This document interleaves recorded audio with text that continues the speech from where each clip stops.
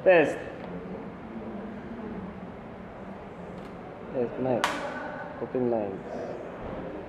Ayan. Camera rolling. Sound check. Check. Sound. Okay.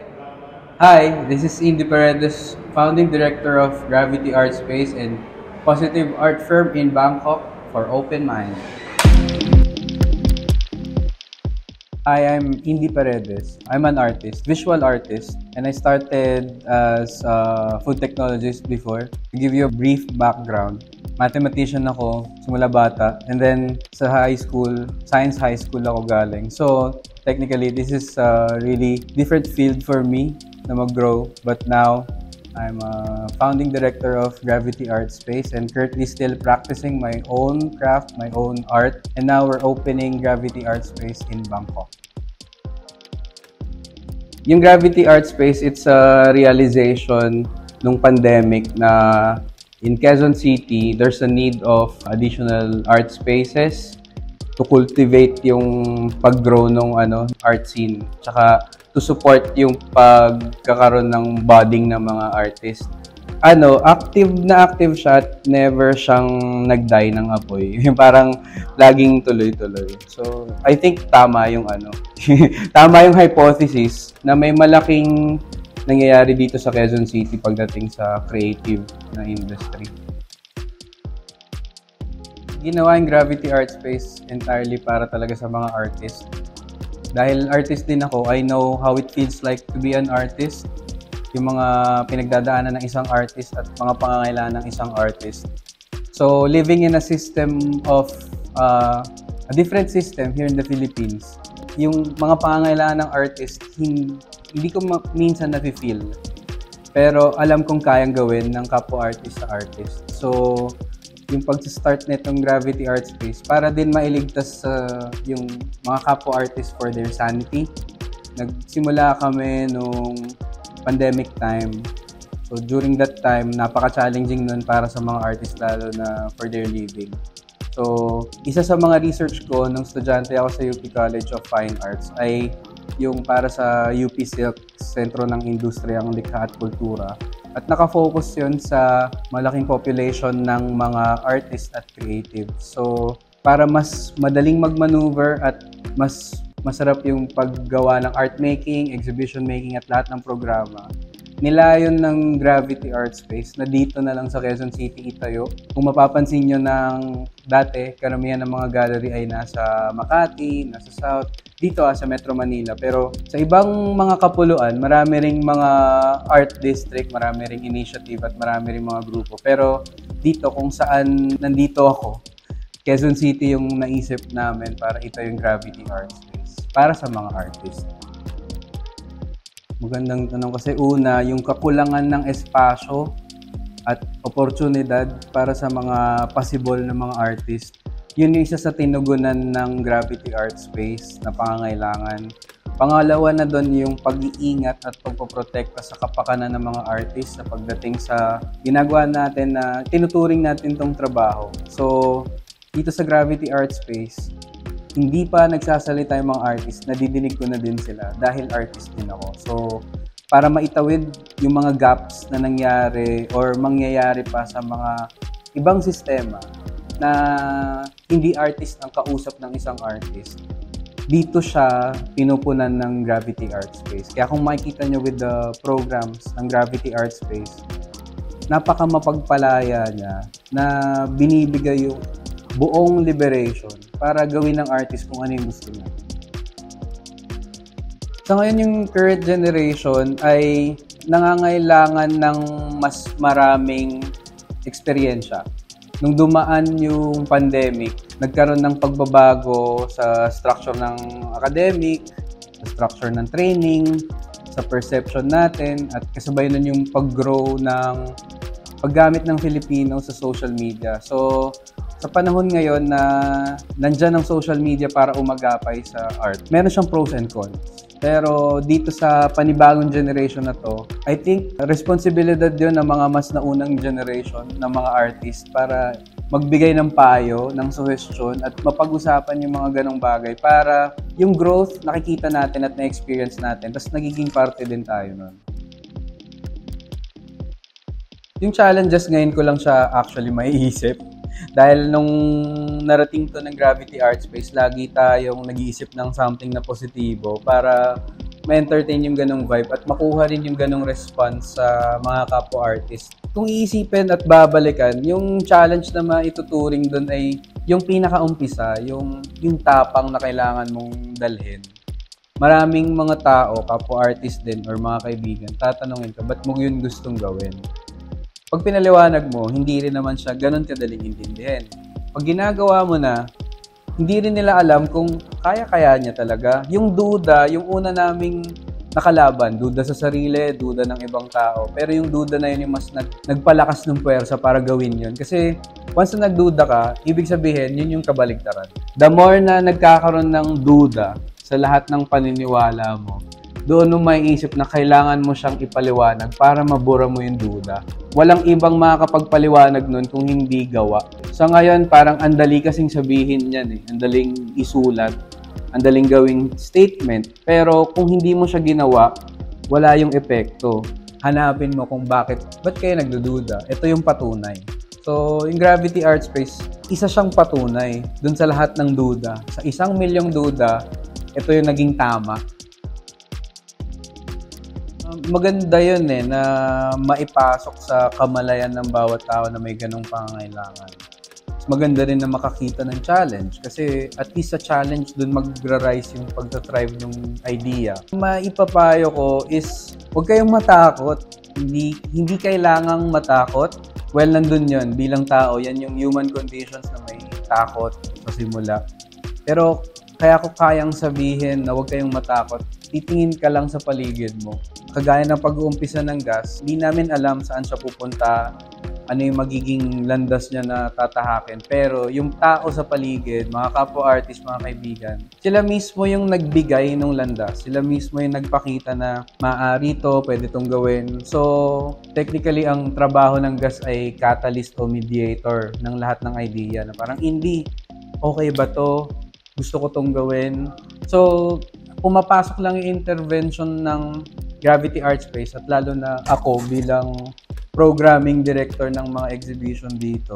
Pumapasok lang yung pangingialam kung ano man yun or yung intervention ko dun sa ibang artist. Dun sa mga bagay na pang-artist din. Yung parang ano kayang material to, paano kaya to gawin feasible, ano kayang pwedeng gawin, sinong kontakin na supplier, sound ba to para sa ginagawa natin, makakatulong ba to, matatawid ba yung narrative.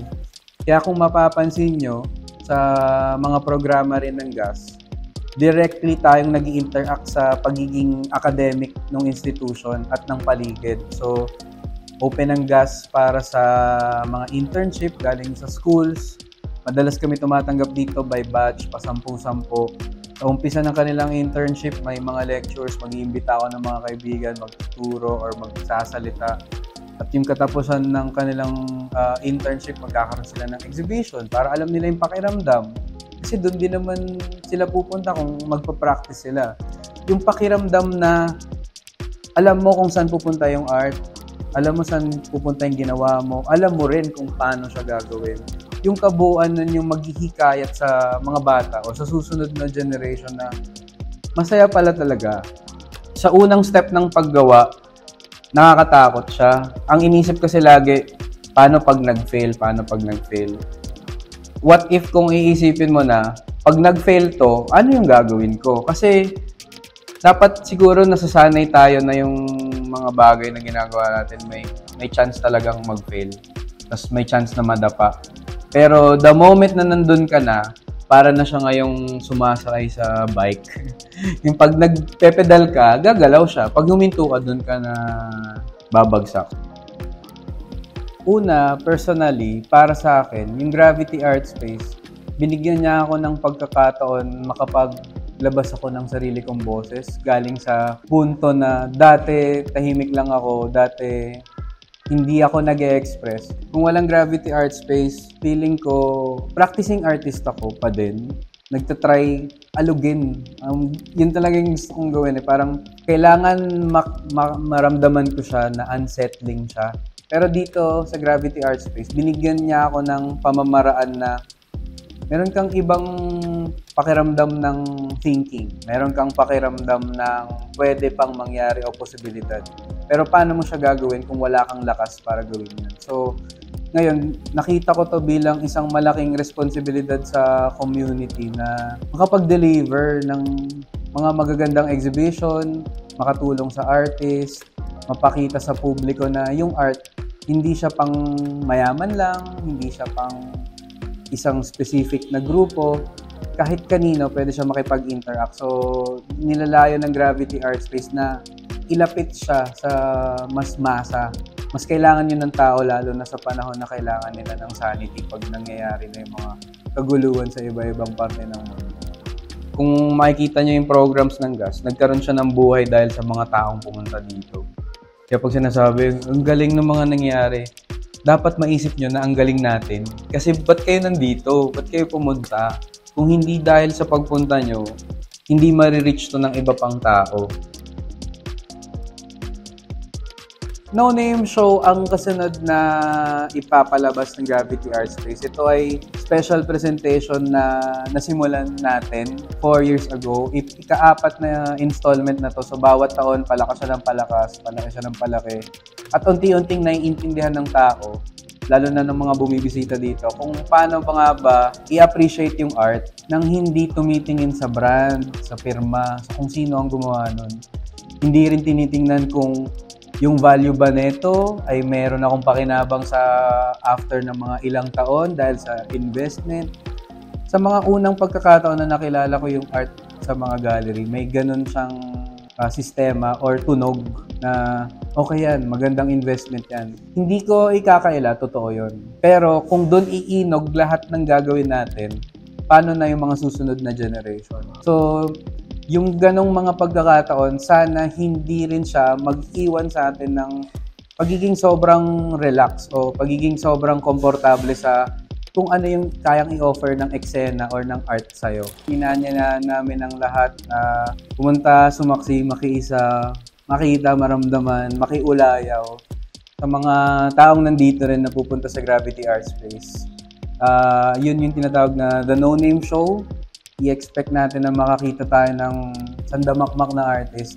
Ang Gravity Art Space ay nahati sa 6 na espasyo na sa mga normal na mga pagkakataon, 6 na exhibition din ang makikita nyo. Pero tuwing katapusan ng bawat taon, nilalayan ng Gravity Art Space na pagsamasamahin yung 6 na espasyo na to para makabuo ng isang solidong exhibition. At ang lahat ng yon kasali mapa emerging, established, outsider art, at kung sino mang may gustong sumali, hindi natin sinasarado yung pinto. Para ma-experience nyo, ganito pala. Kasi mahirap pag hindi mo siya na-experience, baka ang dami mong tanong na hindi nasasagot.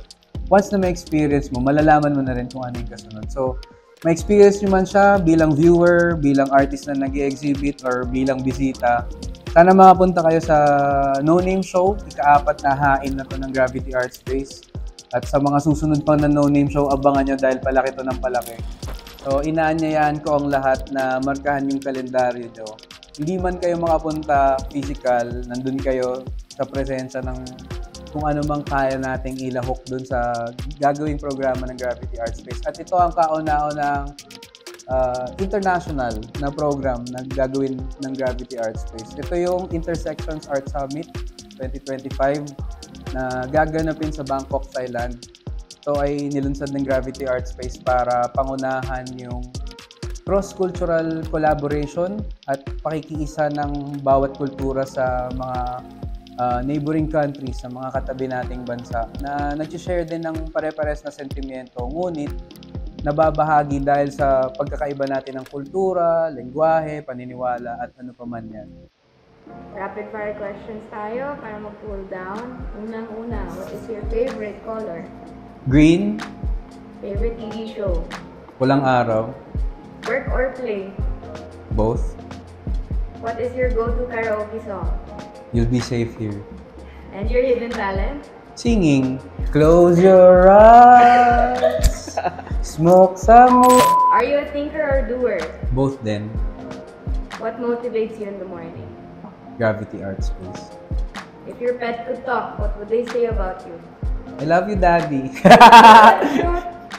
If you had a superpower, what would it be? The power of not sleeping.